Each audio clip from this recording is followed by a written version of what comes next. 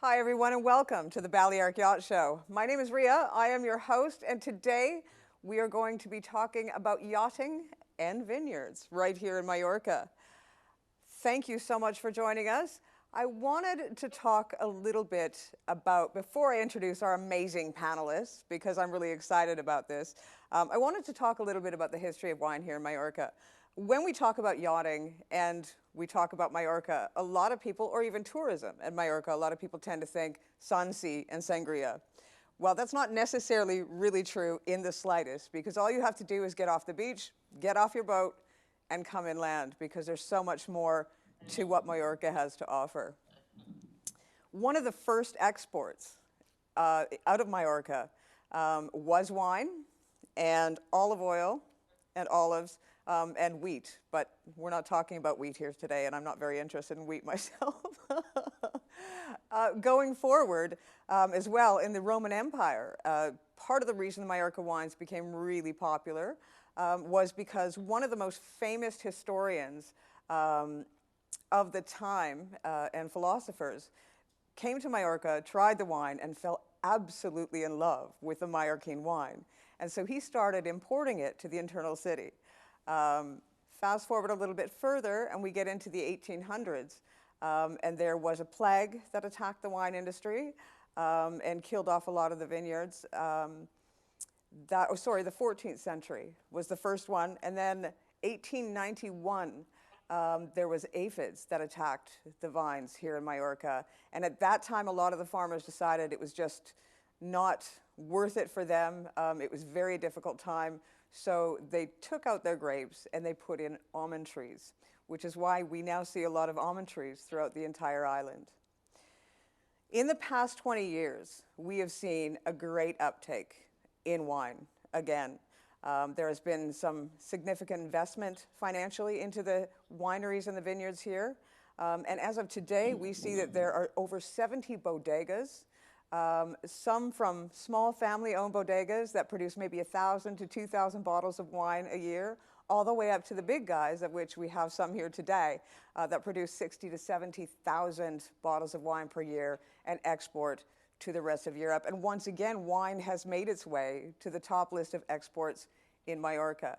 So we're really pleased to have this panel today, and we're really pleased to be able to talk to you about one of the biggest exports in Mallorca and what I think we're going to be seeing in the next few years as Mallorca continues to become well and better known for its wine and not just the sun, sand, and sangria. So welcome to our panel of guests. Thank you for joining us today. Hi, Rhea. Thank you. Well, I'm going to start off with Tiffany. Tiffany Blackman, she is the brand and sales manager of Abacasa, launched December 1988. It has become well known for its high-end extra virgin olive oils, which is something Mallorca is very well known for. And tasty stuff, that is. Hi, Tiffany. Sylvia Ottman, she is from Bodega Ribas, established in 1711. They are really excited to see this winery, actually. This winery is located in Consell and is the oldest winery in Mallorca. It still has some of the original buildings and still run by family, literally, from 1711. Is that not correct? Correct. My current bosses are Araceli and Javier, who are brother and sister. Together, they are the 10th generation of the Ribas family making wine here in Consell non-stop for over 300, which is quite unusual. Yeah, after all these years. Yeah, that's one thing. When I was doing my research, it was pretty phenomenal to find out. I mean, it's not very often you come across a company that has been in operation since 1711 and is still run by the descendants. So that's just something in itself to come and check out for that reason alone, aside from the fact that you do actually have great wine. Oh, thank you. And what's really funny, actually, and really unusual, is that they still get along very well, which is in a family business after all these years, but maybe it's all the wine involved that helps. Wine makes everything good. And last but not least, we have the only male, Oscar Rosas. He is from the Bodega Ferrer, located in Binissalem. This bodega, and I can't even speak today, is considered one of the longest running wineries on the island as well. So welcome, Oscar. Thank you. Thank you. Thank you very much. Well, I'm very happy to be here. To explain a little bit, I'm the fourth generation. My great grandfather started, and well, we keep trying to do like good wine with a lot of love. And my whole family, well, me and my two brothers and sisters, we are here with my father. He's still being the boss, and he's a well, and that's all. That's all. You know, that's one of the things that I find really interesting about a lot of the wineries here in Mallorca and the vineyards is that they are family owned and it's a family production. Everybody is part and parcel together, working together to create this business. Yes, and Please, then, well, who's speaking? Uh-huh. Go ahead, Then, go Oscar. ahead, go ahead. okay. I always say it's a family business too, because a lot of people who works here, they are like they are family from. We've got fathers, sisters, people who started with my great grandfather. Now his sisters and daughters are here, and that's and a lot of people from Binissalem, from the village. So it's like a big family. Well, tell us about the grapes here. I mean, there is a special native grape from the Mallorquin. And from what I understand, a lot of the wines that are made and created nowadays are some from the traditional grapes that come from here originally, but mixed with other grapes from other areas as well. Could you tell me about that, Sylvia? Yes, here in Bodega Ribas, we really like to focus on the native grapes. I think right now, 70% of our vineyard is planted mostly with Manto Negro and Prensal, or Moi, as you call it in Binissalem, which are native grapes. Manto Negro is actually very similar to Grenache, Garnacha, but it's really, really endemic from Mallorca. And my bosses really like to work on this grape because they really believe with the potential of these varieties. We've been having fantastic results, and we do have a little bit of foreign varieties like Cabernet Sauvignon, Merlot, Syrah, that blend very well with the native grapes. But the idea is really, really to keep the primary aromas of the Mallorcan grapes. And if now we have 70%, I think that the idea is slowly to reach the 80% of only native grapes and keep a few foreign varieties for the blends, and to play with the blends and to add a bit of structure to the wines. But yes, we definitely want our visitors to try what we think are amazing varieties like Manto Negro or Prensal or Moi. I'm sure any of them is great. I would take the opportunity to try all of them, although I'm not sure that I'd be able to get home very well. One of the things that people have to understand is that, I mean, there's tours available. There's gastronomy. You can go and you can eat and you can have events. And I mean, it's not just going out to a vineyard. There's wineries attached and there's wine tastings. There's all sorts of experiences that we can have here in Mallorca if that's what you're looking for.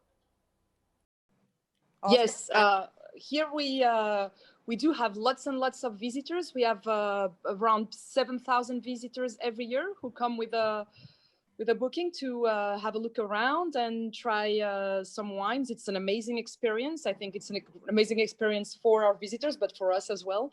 It's always great to exchange with people who share the same passion as you for wine. I think it's a great way for visitors to know a bit more about our culture in general here in Mallorca, not only about the wine culture. And I mean, I'm sure Oscar will say the same. I mean, you know, Yes. every single visitor who comes here has an amazing experience, especially after 4 glasses of wine. I mean, everybody's like super, super happy. Always, always, always. Like, we've never had a single complaint, you know? Yes, exactly the same. It's the people come very happy, and the visitors are like surprised that Mallorca has like proper wineries as Ribas and lots. Mallorca, I think we all need to make Mallorcan wine together, and the tourism.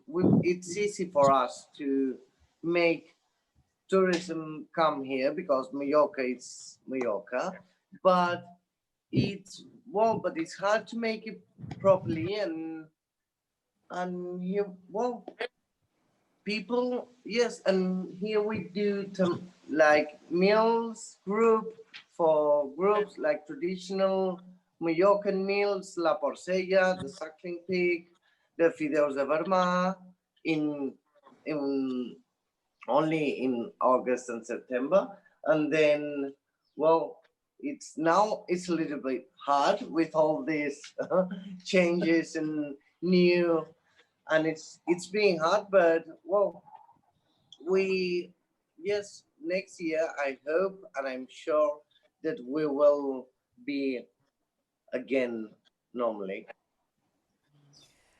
Well, it's interesting. We were talking before we came on air about the fact that one of the greatest things that I love about Mallorca is Pamboli.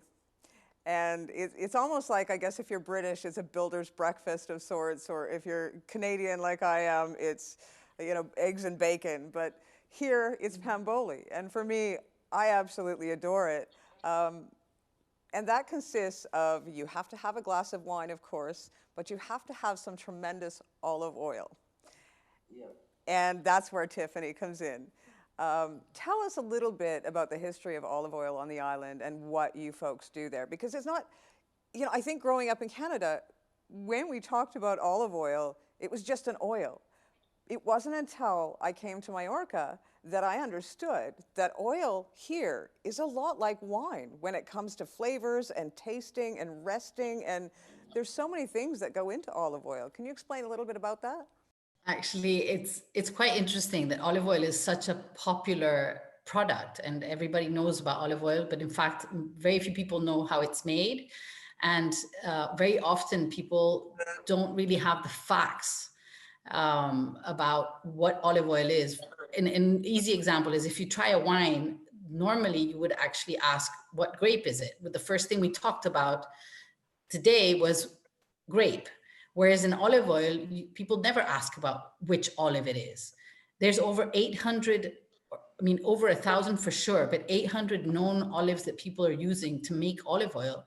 And there's different tastes, different aromas, different uses. Some you can eat, some olives you can eat, some you use for olive oil, some you can use for both. And those are facts that people do not know about olive oil. Apart from that, a lot of people know it's healthy for you, but then within that health, is it an extra virgin? Is it a virgin? Is it an olive oil?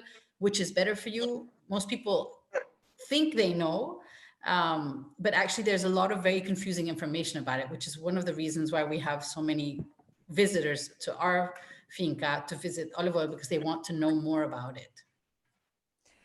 And what kind of things can people expect when they come there? Do you have, like, do you take them through? Do they get to see the process? Do they get to taste, etc.? Yes, actually, the first fact is that olive oil is made once a year, the same as making wine. It's once a year. So we're actually at the moment, we are doing our olive harvest right now. We usually start at the end of October and through to mid-December. And so, but we can have visitors all year. And basically what our tour consists of is a visit of the finca, which our finca, we haven't been here for 7 centuries, but the finca has, the actual building is from the 1200, and it's had a restoration, and the actual owner has I would say, has brought it into the 21st century. And so you get the history of the finca and what it used to do, because this finca actually used to make wine. We are in Playa Llevant. We're in the area around Manacor where there's a lot of wine being made. So, you know, it used to be a place of wine, but now we're making olive oil, and we were actually pioneers in changing the olive oil industry in Mallorca, because we planted an olive grove down in the Pla, comparatively to where naturally olive trees were planted, or still are, sorry, is actually in the Serra Tramuntana up in the mountains. So people, you know, get to see the property, and then we have a really nice walk through the olive grove, and then we go into the mill, and you get full explanation, technical and so on, about how the process works and what we do. And we end up always doing an olive oil tasting of both the olive oils that we make at the finca. Another thing, just because we are talking about wine, we also, the family that owns this, this olive oil company, actually do have 2 wineries on the mainland. So we actually also have our wines, the family wines here at the finca that can also be tasted. So it's really a one-stop shop. It can be. And you get a pamboli at the end. That's for you, Rhea. You can come, you can do a one-stop shop. We'll give you olive oil, pamboli, and wine. Perfect. Sign me up. Do you export your olive oil? Sorry? Do you export your olive oil then? We're actually at this, well, to this year, we're back to 28 countries of export. The United States was one of our countries, which of course now is having a bit of a situation, but yeah, Japan is our biggest country of export. And we are, of course, all the Nordic countries, Switzerland, Austria, England, France, we're basically throughout Europe. Poland is one of my fun countries of export. And yeah, we export, and now we've actually started, because of COVID, we've actually also started selling online, which was something that we hadn't done before, but we're all finding solutions of how to fix or try and get out of this situation. Yeah, I think Mallorca has been noticing that a little bit, but people are changing, and people are, I mean, take a look at the Balearic Yacht Show. We all do what we need to. As far as exports go, Sylvia, do you folks export out of Mallorca as well with your wines? Yes, we do. Most of our wines are sold here on the island, I would say, up until last year. This year has obviously been completely atypical. 65% of our wines were sold here on the island, and the rest was exported. We work a lot with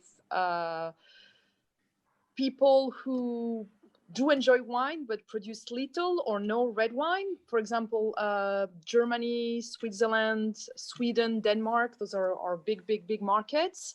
They're countries who have traditionally had lots of tourists come here to the island, so they got to learn about our wines here, and when they go back home, they want to carry on drinking it. And for example, Sweden over the past few years has been growing exponentially very fast. But you would also admit that in Mallorca, tourists, the Swedes have been coming a lot and buying all these properties in Portichol, Santa Catalina, everywhere. And they're fantastic clients for us now. We are very well educated when it comes to wine and really eager to learn more. And when they go back home, they like to take a bit of a sunshine with them in their suitcases or in their glasses. So that can sometimes be served in a bottle. And Oscar, what about you? I think you guys do have quite a bit of export that goes on. Aren't you one of the big? No, well, the 85% of the wine we do stays here in Mallorca at the same, but more at the 85. And then the rest, yes, we export to Switzerland a lot. It's a small country, but they drink a lot at home. Thank you. And then to Switzerland, Germany, and yes, but the most of our wine stayed here. My great grandfather was the first, Mallorcan winemaker who exported Mallorcan wine, because he was the first one to bottle Mallorcan wine, and he started in Switzerland, and Switzerland stays there as a loyal Mallorcan wine drinker. Yes. Wow. Yeah. And but this year we have a lot to export and to do, drink and to enjoy. Did any of you notice that there was a large increase in sales of wine this year, or perhaps from March through July? Yes, I mean, obviously most of our clients here on the island are really restaurants and hotels, and obviously they've struggled, and those clients are the ones that we've lost this season. But the ones that have continued selling a lot are all the distributors which have got strong online sales systems, and they're the ones who have been selling a lot. Because we've been locked in, but we haven't stopped drinking. I'm one of those. I've been practicing a lot during lockdown, so I guess I'm not the only one. I think actually, yeah, you know, that was one of the things that I see straight across social media is everybody's talking about how, you know, they became closet alcoholics at home. But so all of your products, Tiffany, yourself as well, Oscar and Sylvia, all of your products are available online then? Yes, yes. We're actually, in our case, we've been working a lot on online and finding our way actually, because just by as things are, we actually started our online shop from the finca last year, but it was something we were working on, and you know we're learning on how to actually manage that. But it's been quite interesting to find that a lot of people who weren't able to come this year to the island have actually gotten in touch with us through our website, which has been, it's been great, because you realize that people, you know, it's not that they can't come and they just give up. They're actually looking how to find and how to get the products to their home. And we've been able to give them that, which has been, it's been actually, it's been an adventure, because for, you know, for us that usually work hand on hand with people directly at the finca, and, you know, you meet them and you taste with them and so on, you're actually creating a fan base, and people get in touch again, and they're willing to, you know, to buy online, which also helps our business. And, you know, and people do really want to work with not online, but local businesses and help people out. So it's been an interesting experience, learning, you know, how to work on the web. And I say it has been, it's a never ending subject actually, but it's definitely the future for us. Not, you know, people of course will come back eventually once this is over, but I think it's a channel that's being opened that won't close. It's the beginning of something new.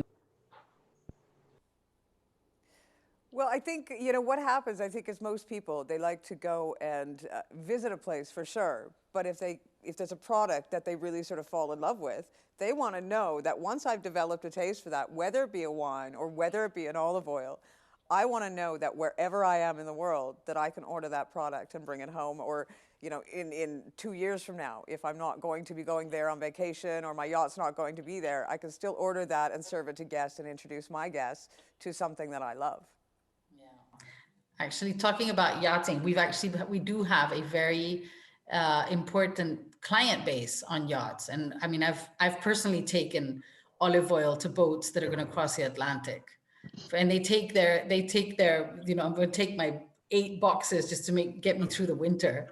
And it's like, it's actually really fun to go see when you get the yachts and you get to, you know, take it on board and check them out and see where it's going. It's actually it's fun. I love doing that. I can imagine though that 8 boxes of olive oil would last you a lot longer than 8 boxes of wine. Just thinking. Not in my house, man. We equally, I mean, we drink wine, but we consume olive oil at a very, very fast pace as well. Huh? So. But it's kind of hard to use an entire bottle of olive oil in one day, whereas an entire bottle of wine goes pretty quick. Yeah, it's very easy. But is there any unique experience that you think that you could offer to someone if they were coming out, say if they wanted a day excursion? Is there a unique experience that you have to offer, Sylvia, for example, that would make it well worth them coming off the yacht and coming and spending the day with you? Of course, on top of that, we're neighbors with Oscar here in Binissalem. We're like 5 kilometers away. And one thing that visitors often do is visit 2 wineries, because we're so close. They take advantage of it. And they like to see 2 different concepts and learn about similar grapes, different ways to process them. And I think it's a very, very nice way to learn about Mallorca and about our wines.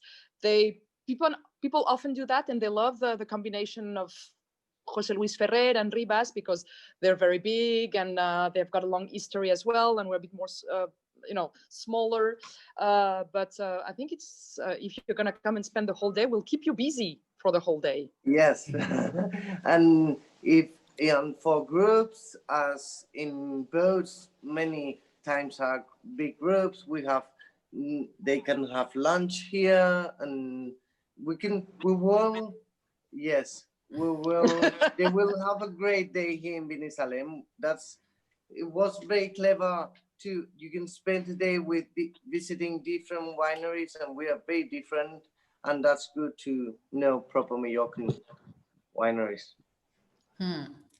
Actually, and we are on the other side, so we're in the Playa Llevant, which is the other deo of the island, and that's the area where we are. So a lot of people do combine coming to see us as an olive oil, and then they combine it with going to see wineries on this side. Well, our closest winery is about 4 kilometers away, so we're very close to the wineries around here. So it's actually a combination people like to do. So they have the olive oil and then the wine, and then they have lunch. Very Mallorcan. I think absolute great combination. Is there companies here that will arrange that for you, that will do a wine tour, that there's specific companies that do that? There are a few, but most of our tours are just from private people who just learn about us through friends, like mouth to ear, or because they're sitting at a restaurant and enjoying a bottle of wine, and they look at the bottle and say, oh, that's interesting, and they Google it and they see that they can visit us, and that's usually how it starts. It's like, hey, last night my wife and I just had this wine, we were wondering if we'd come and check you out, and of course, and that's how usually it all starts. Yeah, with direct. Yeah, Sylvia, you're right. Very, very often it's people that have either gone to a restaurant and they've tried the product and then get interested about it. That's happened to us as well with the olive oil a lot, that they tasted at some hotel or that, at some dinner, and then they get interested, which actually says a lot how curious people are, but also says a lot about the product, right? Well, you know what? I have to say, the wine of Mallorca is absolutely fantastic. The olive oil of Mallorca is absolutely fantastic. And there is such a magic about this place that, even myself, after 15 years living here, I went way back to Canada. And I only lasted 8 months, and it pulled me back like magic. So I would encourage people to, definitely go into the island and see what the island has to offer, because there's just so much beauty and so much culture that doesn't really exist right on the seashore or on the beach. Well, it's a complete different ambiance. I mean, the sea has its beauty and its pleasures, but actually going inland and and seeing the views and the vineyards, and in our case the olive groves, not only down here in the Playa de Llevant, but also in the mountains, in the Serra Tramontana. It's spectacular. It's actually worth the drive. One of the things that we've had a lot from people on boats is a lot of them have bicycles, and we've had a lot of cyclists that come, that because actually where we are is quite a known cyclist area, and they actually cycle from wherever they're, even from Palma, we're 50 kilometers away, and they cycle over here because they saw that they can stop here and then they can go to a winery and then they can have lunch and then they cycle back. And so, it's easy to get to, and you can make a day's outing, or you can just do a morning excursion. So it's actually quite simple, and definitely changes the perspective of the island. For sure. I mean, I don't think a lot of people realize how many sort of microclimates there are here. We have Soye, which is the mountains, and we actually get snow up in the mountains sometimes here. We've got some beautiful beaches, some tucked away hideaways. We've got plains that you would see, in California. There's just almost a little bit of everything on this island. So it's absolutely spectacular. And of course, we've got the olive oil and the wine. So we're set. What do you need, right? What else, Yeah. Well, you know what? I am going to say thank you very much to all three of you for joining us today. It is great to hear all about what you have to offer, and hopefully people will check you out, because we're going to make sure that we provide all of your information. Thank you very much for having us. And Rhea, we're looking forward to seeing you here at the winery. Yeah, exactly, Rhea. Now you have to do it by example. So you should come, and then you can write to all the people and do your own experience. Well, do you know what? I might just do that and bring along somebody to video it for me, and we'll have to put that out there, because anytime. Well, we'll have to stop the video after 1 glass of wine and after 2 pieces of Pamboli, because other than that, I'll just look like a glutton. That's That's the lack of practice here. Yeah. We'll show you the way, Rhea. Don't worry. Sylvia and I will show you how to do it. Perfect. Well, thank you again. I want everybody out there, if you have any questions for any of these panelists, please do put them down below here, and I'm sure they will be more than happy to answer the questions, and we will provide their information so that if you are interested in their product, interested in doing a wine tour or an olive tasting, you know exactly where to go. We do encourage you as well, after this, to go and head around the Balearic Yacht Show. Go to the main page and take a look at all the different things that are happening, because there's always something happening during these 3 days, so it's well worth a check out. We thank you again for attending, and we'll see you again soon. Thank you.